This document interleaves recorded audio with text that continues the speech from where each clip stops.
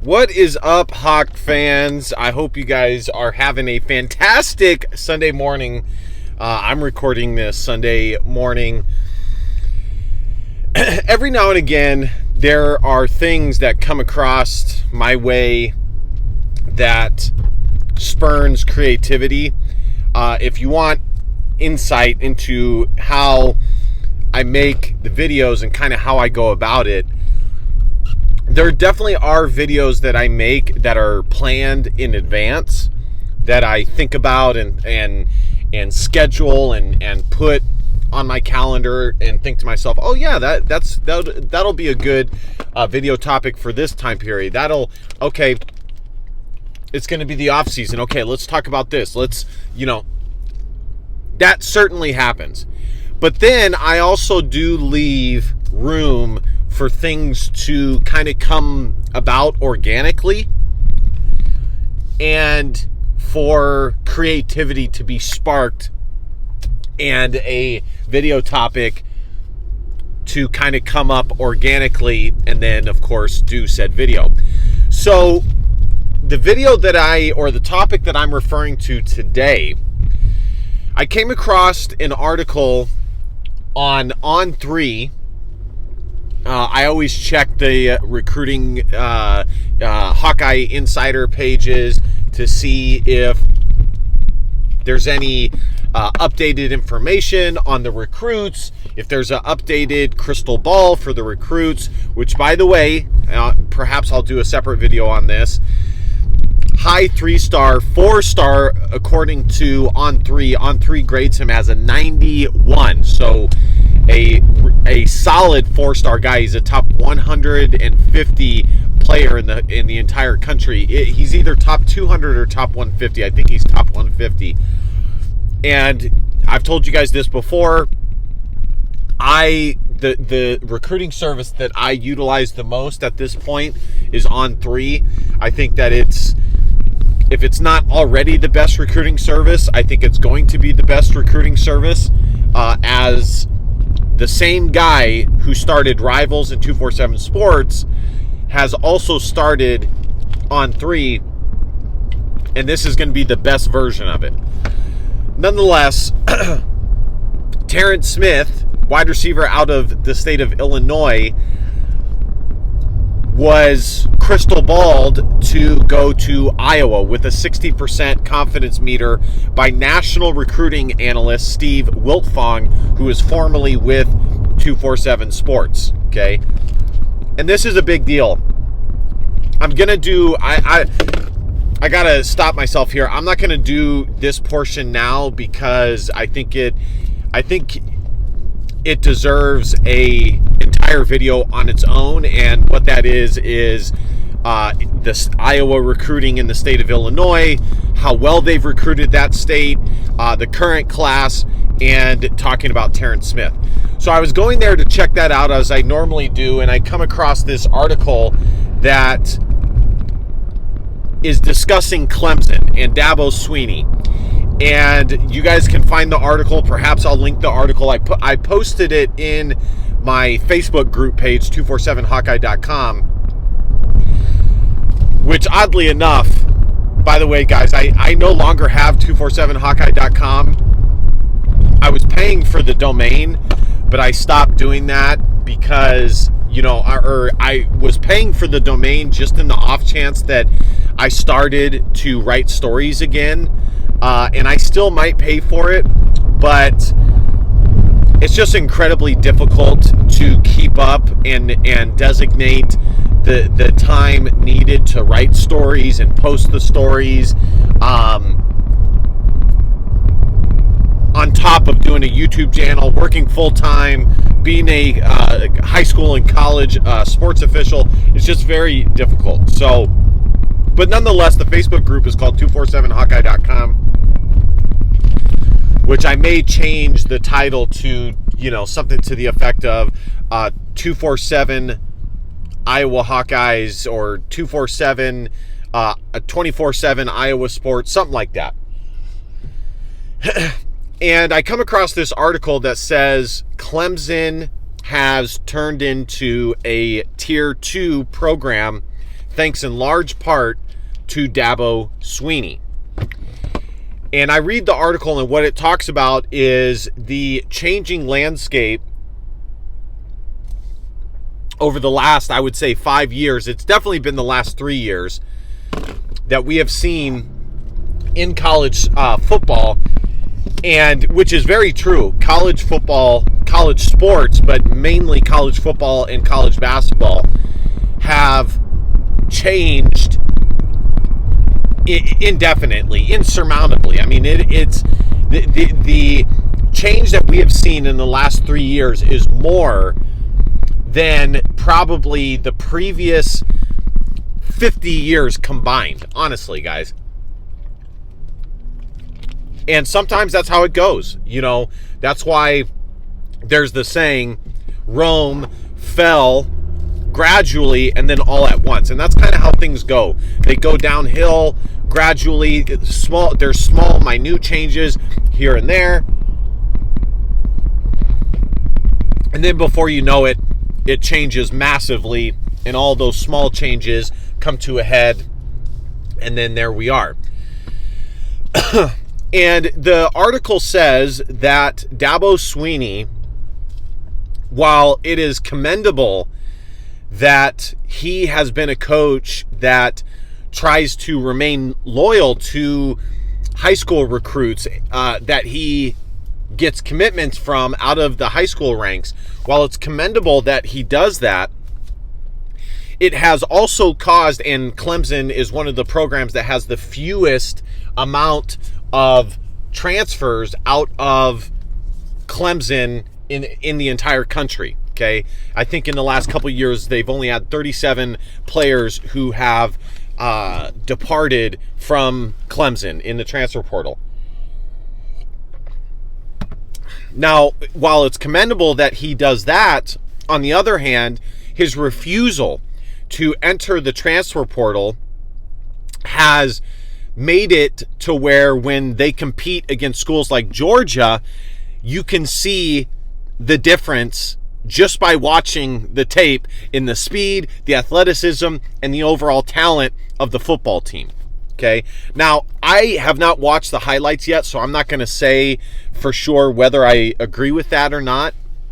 But I will say that from the high school ranks, varsity level to college, you can see a stark difference visually between the top elite teams and even just the good teams to the average teams.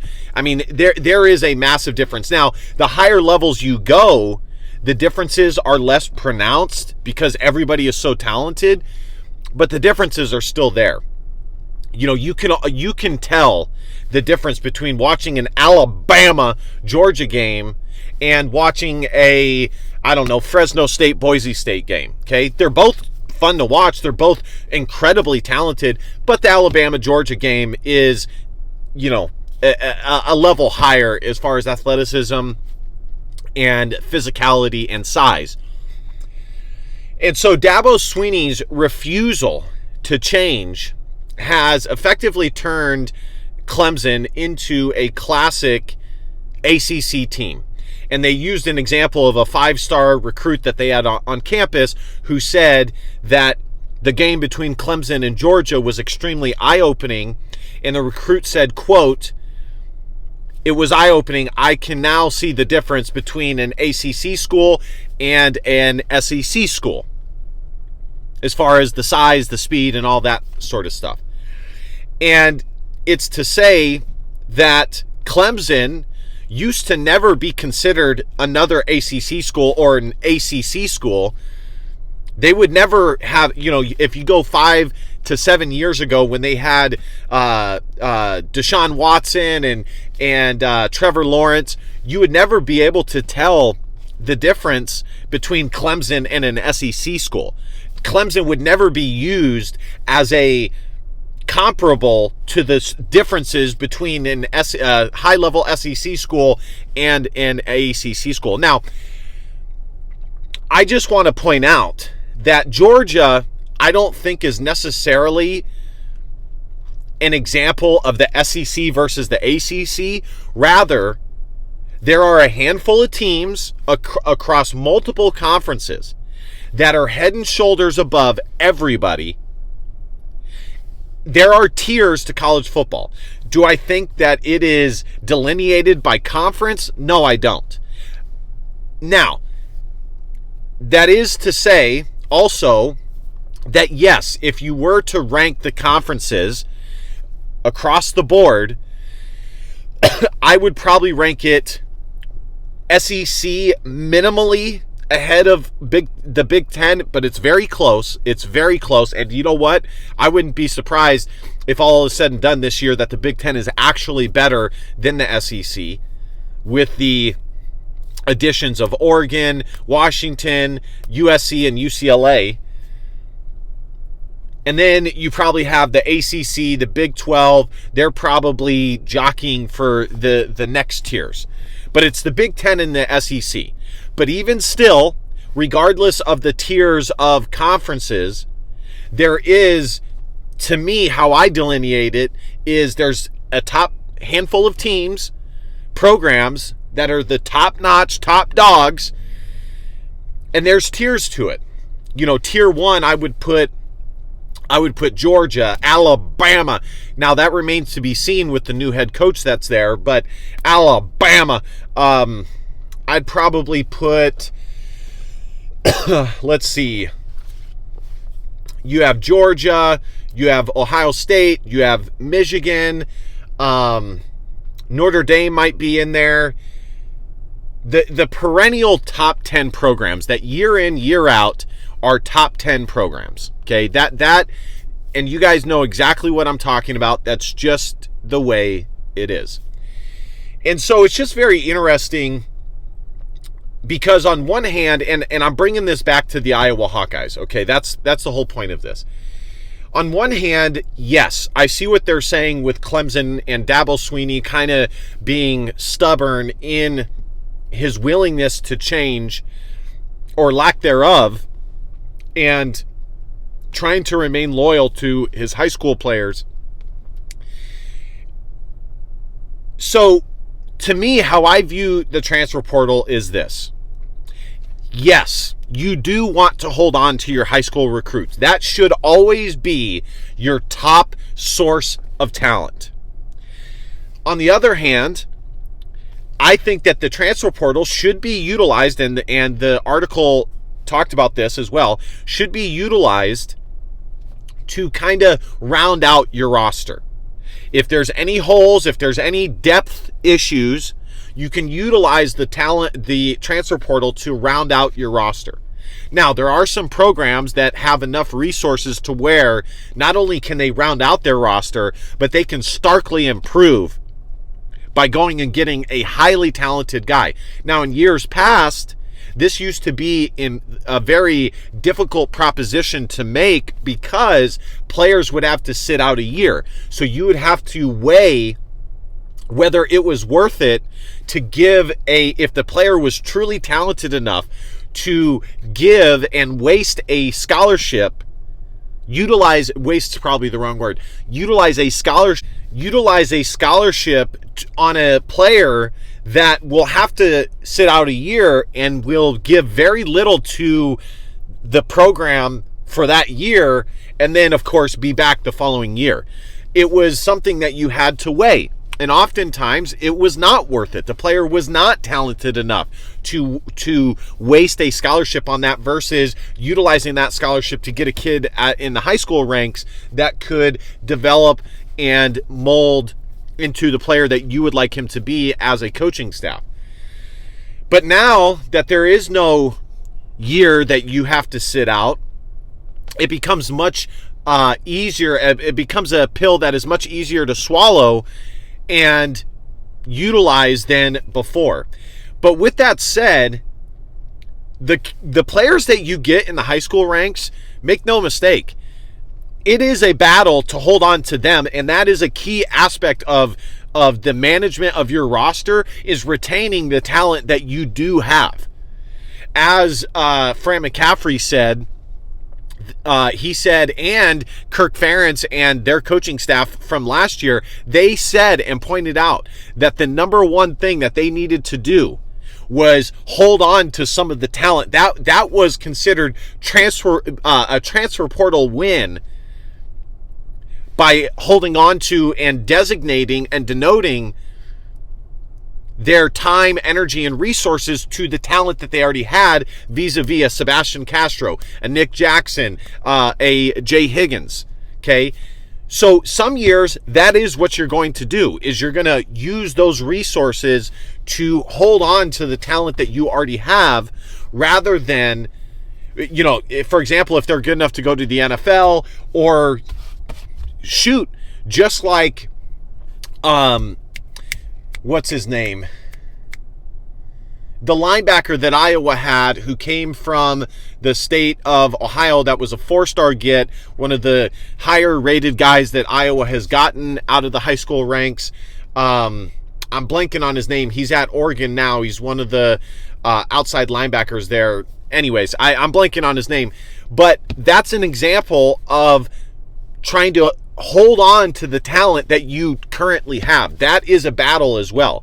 And to me, that should always take priority versus trying to get players from other schools, because you'll always be better off holding on to talent that you have gotten out of the high school ranks. They know your culture, they know how you do things, they develop through your system, versus taking a risk and a flyer on a guy from a different program that you may not be totally aware of some of their issues and problems. So to me, the transfer portal, I view it as kind of like the pixely dust that you sprinkle onto your roster. You get some much needed depth.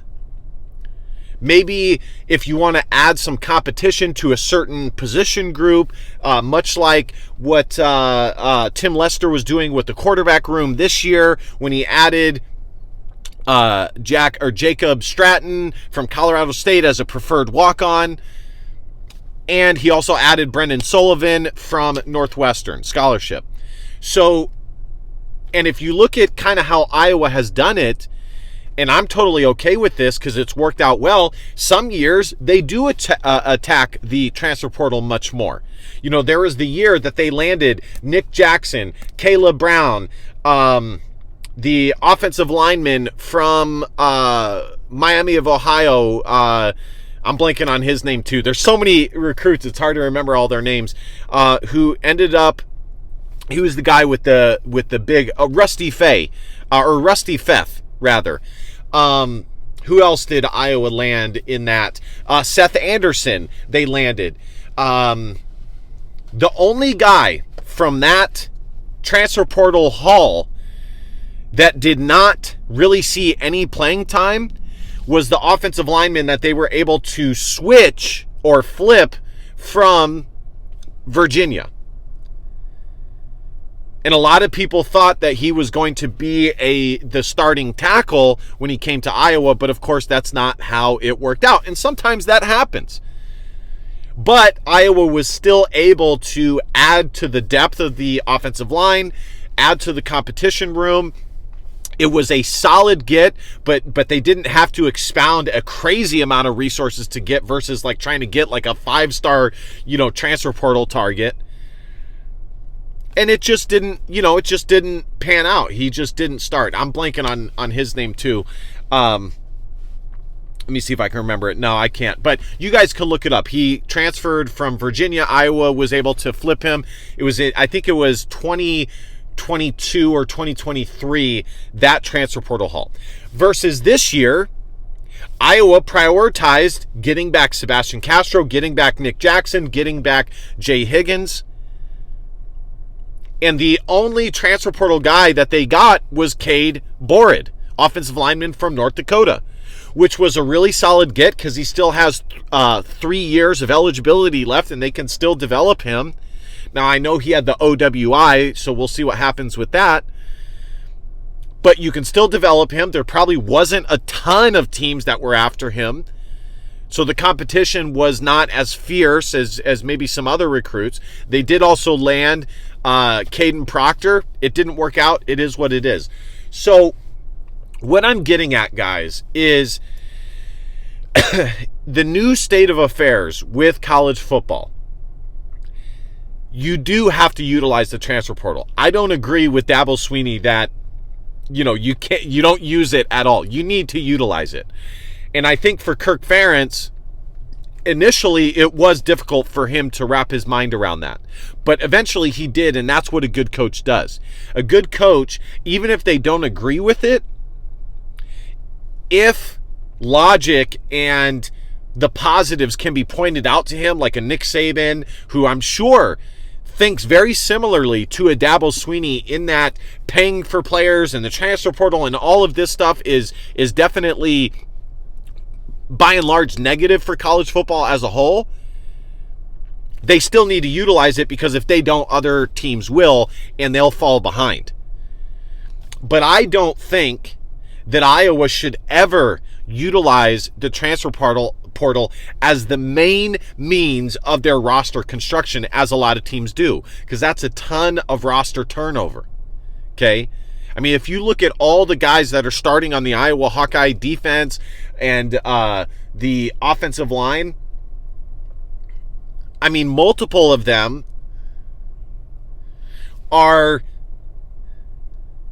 have gone through the entire system. Xavier Wampa has been there for 3 years. Jay Higgins waited his turn and finally got the start as a senior. Nick Jackson is the only transfer guy. Aaron Graves gone through the system. Brian Allen gone through the system. Deontay Gregg gone through the system. That is the main source of what you need to utilize on your transfer portal. Okay, within the roster construction. And this is really ultimately the battle that modern college football programs are going through. And college football, especially for Power 4 programs, has become much more akin to the NFL, and year in, year out managing your roster than what it used to be for college football 20, 30 years ago. And that's just the way it's going to be moving forward. So I thought it was a very interesting article. I do suggest you guys check it out. Like I said, I posted it on Facebook. I'll probably post it in the description box so you guys can see the article that I'm referring to. But this is to say that I'm happy that Kirk Ferentz has come around to this. I mean, look at Cade McNamara. Cade McNamara was another guy that Iowa got in the transfer portal. You go to the transfer portal to bolster the depth, the overall talent, the weak spots, and if you want to create some competition that maybe wasn't there before, you also utilize the transfer portal to infuse some competitiveness into the position group in order to elevate said position group. You look at Iowa, for example, look at their wide receiver group.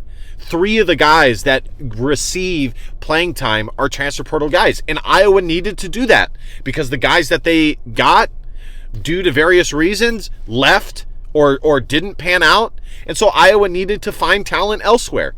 I mean, think about where Iowa's wide receiver room would be last year and this year had they not gotten Caleb Brown, had they not gotten Seth Anderson, had they not gotten Caden Weston. Now, none of these guys have made massive impacts yet, but the room would still be worse off if they didn't have them. So anyways, guys, thank you guys so much for watching. Let me know what you guys think in the comment section. What do you think Iowa should do utilizing the transfer portal? Be sure to hit that subscribe button, like, and last but not least, DBAP, don't be a pussy willow. And facts over feelings, because your feelings just don't matter. I love you guys. See you guys next time. Go Hawks. Bye-bye.